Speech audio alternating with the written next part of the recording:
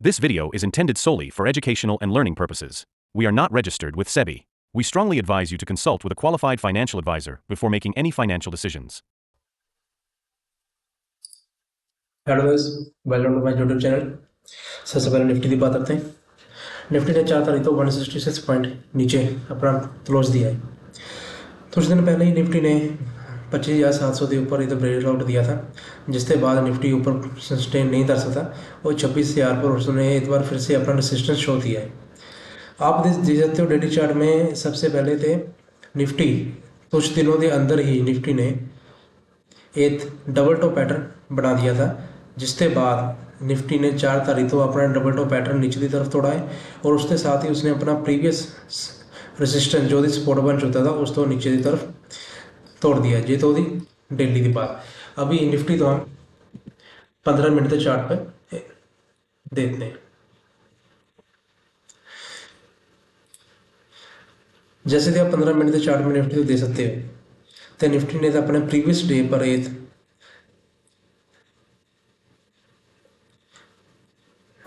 Rising channel का एक pattern बना दिया था और 4 तारीख तो निफ्टी थोड़े सारे ही 15 मिनट के एंड में राइजिंग पैटर्न तो उसने निचली तरफ ब्रेक दिया था, जिसके बाद निफ्टी नीचे अपने पूरे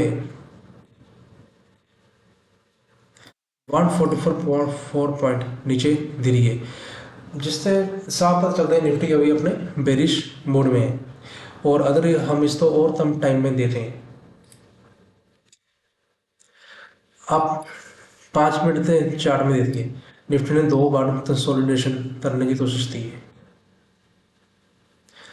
एक बार यहाँ और दूसरी बार यहाँ, ठीक है। लेकिन फिर भी निफ्टी अपना ऊपर पर सस्टेन नहीं कर सका, जिसकी वजह से निफ्टी काफ़ी नीचे गिर गया है और उसने अपने डेली चार्ट में एक बहुत ही अपनी सपोर्ट तो तोड़ दिया है।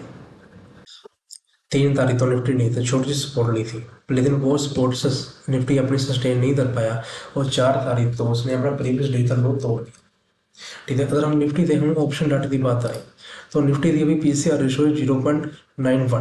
अगर हम एक्सपायरी टू एक्सपायरी बात करें तो नेक्स्ट एक्सपायरी जो 11 नवंबर को है उसकी पीसीआर रेशो 0.73। पीसीआर रेशो क्या होता है? पीसीआर रेशो का मतलब होता है put the open interest divide by total open interest. जो दिन अगर ये पीसीआर रेशो 1 के नीचे है, इसका मतलब पुट द ओपन इंटरेस्ट कम है और तोड़ ओपन इंटरेस्ट ज़्यादा है, जिसका मतलब है तोड़ में ऊपर ऊपर एक रेसिस्टेंस लेवल होगा। अगर हम इसके ऑप्शन डाटे की बात करें, ऑप्शन डाटा दे दो, सबसे ज़्यादा ओपन इंटरेस्ट कहाँ पर है? सबसे ज़्यादा ओपन इंटरेस्ट इधर 26,000 पर खड़ा है। तोड़ ओपन इंटरेस्ट सबसे ज़्यादा 26,000 पर है, जिसका मतलब है 26,000 पे तो वो तकड़ी रेजिस्टेंस है। जब तक 26,000 का लेवल नहीं टूटेगा तब तक निफ्टी अपने बुलिश रन पर नहीं आ सकता। लेकिन हम ये नहीं कह सकते निफ्टी 100% जहाँ से नीचे जाएगा ही जाएगा। तब सबसे ज़्यादा लेवल होगा 25,700 तक। अगर निफ्टी 25,700 के ऊपर रहने से कामयाब हो जाता है तो हम ये कह सकते हैं निफ्टी में छोटा सा पुल बैक जरूर आ सकता है 25,900 से लेकर 26,000 तक। अगर जे निफ्टी ने अपना तल था 4 तारीख तक लो तोड़ दिया तो निफ्टी के नीचे जाने के चांसेस बहुत हैं, लेकिन हर तरफ से निफ्टी का सेंटीमेंट अभी बेरिश ही आ रहा है। ये तो बात होती निफ्टी की। ये वीडियो सिर्फ एजुकेशन नॉलेज और इन्फॉर्मेशन के लिए, मैं यहाँ पर कोई भी बाय और सेल रिकमेंडेशन नहीं दे रहा, because I am not SEBI registered person. चलो निफ्टी के बाद अब बात करते हैं तो स्टॉक्स की। सबसे पहले वो उन स्टॉक्स की बात करेंगे जिसमें क्वार्टरली रिजल्ट्स स्ट्रॉन्ग आए।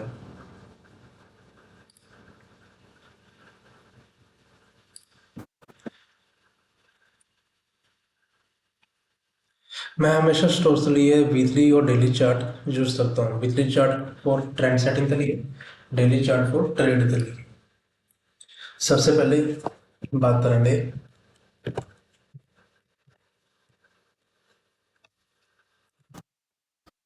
3M India. 3M इंडिया में जैसे 4 तारीख तो देखने को मिला है इसमें अपसाइड्स तकरीबन 17% के करीब मूवमेंट आई है, जिसका सबसे ज़्यादा मेन रीजन है स्ट्रॉन्गली रिजल्ट।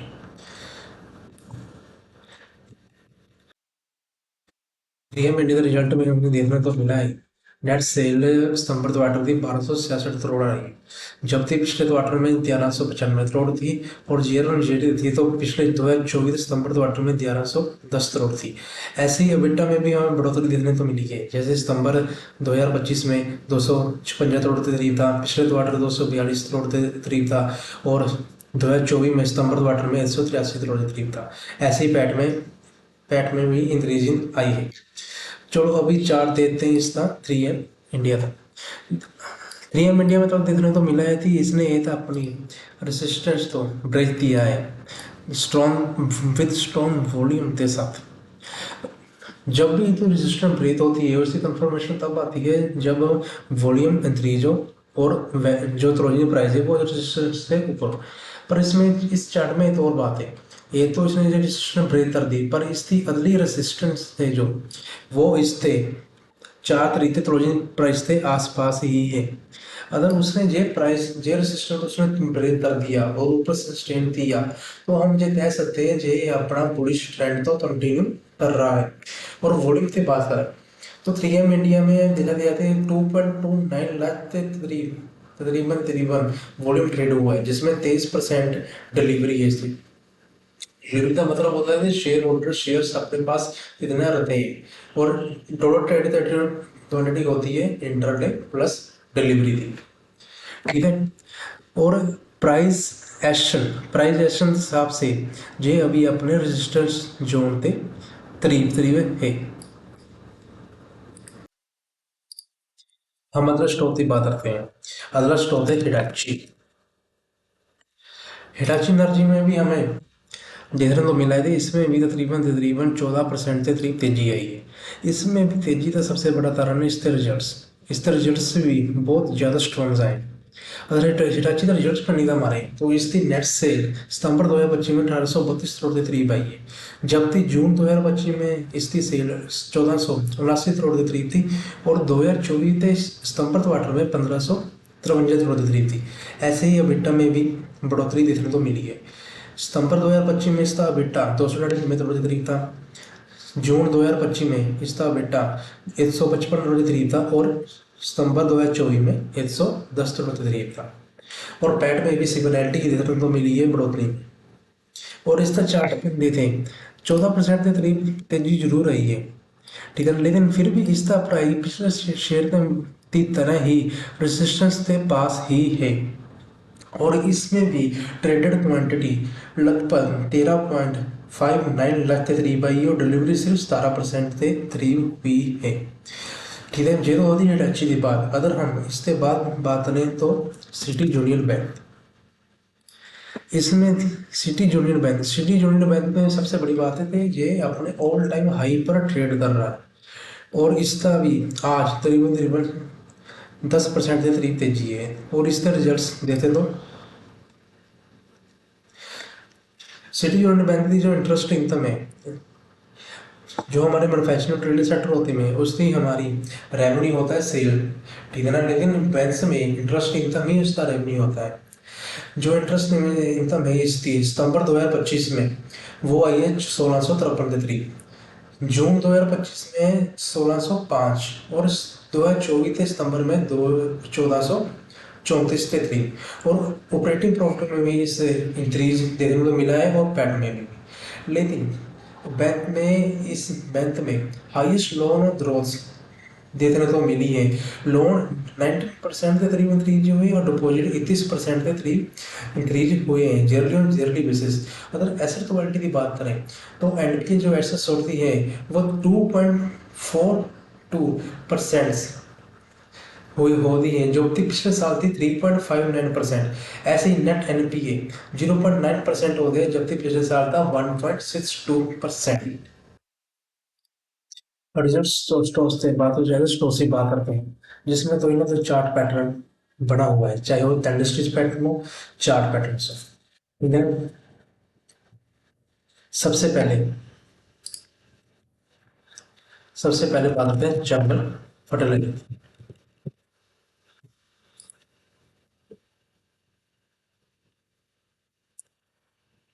जैसे आप देख रहे हो चंबल फर्टिलाइजर में एक हेड एंड शोल्डर पैटर्न बना हुआ है, ठीक है। हेड एंड शोल्डर पैटर्न का मतलब क्या होता है, ठीक है।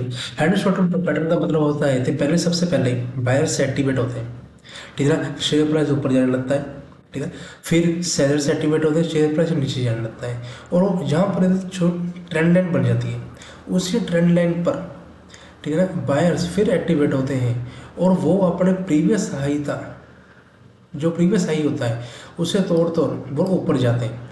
ऊपर जाने के बाद फिर सेलर्स एक्टिवेट होते हैं, फिर प्राइस नीचे आता है, ठीक है ना, फिर बायर्स एक्टिवेट होते हैं, फिर ऊपर जाता है, लेकिन वो अपने प्रीवियस हाई थे ऊपर नहीं जाता, ठीक है ना। फिर सेलर एक्टिवेट हो, प्राइस नीचे आ जाता है, ठीक है ना। ये इसको लेफ्ट शोल्डर, इसको राइट शोल्डर, इसको वो हेड कहते हैं, ठीक है ना। और जब राइट शोल्डर बनता है तब सेलर्स, अगर ये ट्रेंड लाइन नीचे टूट जाती है तो ये प्राइस और डेडलाइन करने लग जाता है, इसको हम कहते हैं हेड एंड शोल्डर पैटर्न, ठीक है ना। इसके बाद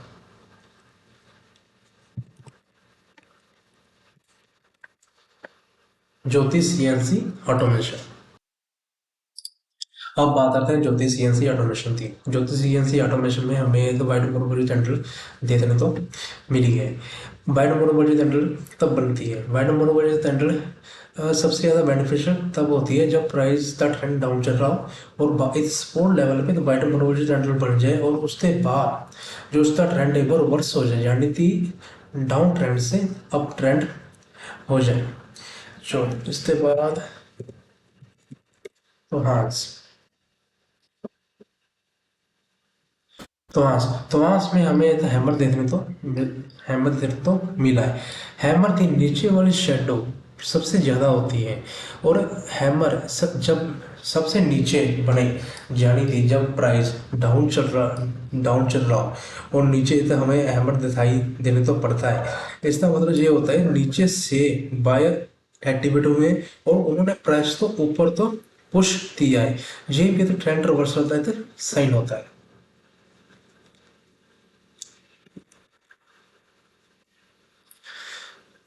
शोभा लिमिटेड, जैसे कि हमने वाइट मोनोपोली टेंडर देखी थी, इसे कहते हैं ब्लैक मोनोपोली टेंडर। जय टेंडर बनती है ऊपर की तरफ, यानी कि प्राइस अप ट्रेंड में होता है, फिर ब्लैक मोनोपोली टेंडर बनती है और ये इंडिकेशन देती है कि ये ट्रेंड अब रिवर्स होने वाला है, यानी कि अभी रिवर्स होने वाला है।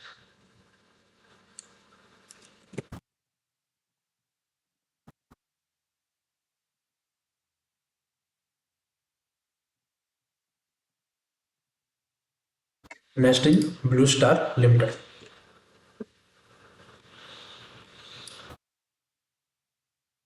ब्लू स्टार लिमिटेड में हमें जो देखने तो मिल रहा है कि इसमें एक राइजिंग चैनल पैटर्न बन रहा है।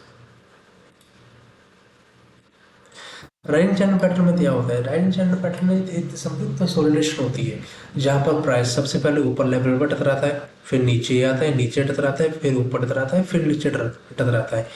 इस पैटर्न में शेयर प्राइस किसी भी तरफ जा सकता है, जैसे कि अगर इसने अपना ऊपर का लेवल तोड़ दिया तो ये प्राइस ऊपर भी जा सकता है, अगर नीचे का लेवल तोड़ दिया तो ये प्राइस नीचे जा सकता है, नहीं तो ये प्राइस इसके बीच में ही कंसोलिडेट करता रहेगा।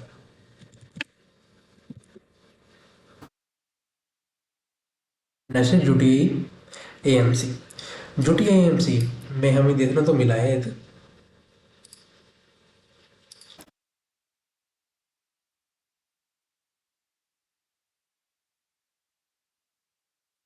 Flat channel pattern. जैसे कि हमने राइजिंग चैनल पैटर्न में देखा था, राइजिंग चैनल पैटर्न नीचे से ऊपर तरफ जाता है, फ्लैट चैनल पैटर्न तकरीबन तकरीबन हमें फ्लैट रहता है, जो सीधा रहता है। इसमें भी तो सोलिडेशन होती है, जैसे प्राइस पहले नीचे था, फिर ऊपर टकराया है, फिर नीचे आया, फिर ऊपर नीचे ऊपर और नीचे, जैसे थे इसने पैटर्न में हमें देखा था भाई, उसने इसको भी ब्रेक नहीं किया था, लेकिन इसने इसको नीचे से ब्रेक कर दिया, जिसे आपने देखा है कि जब इसने ब्रेक दिया तो तकरीबन तकरीबन 5% के करीब इसकी डाउन मूवमेंट है। ये होता है फ्लैट चैनल पैटर्न।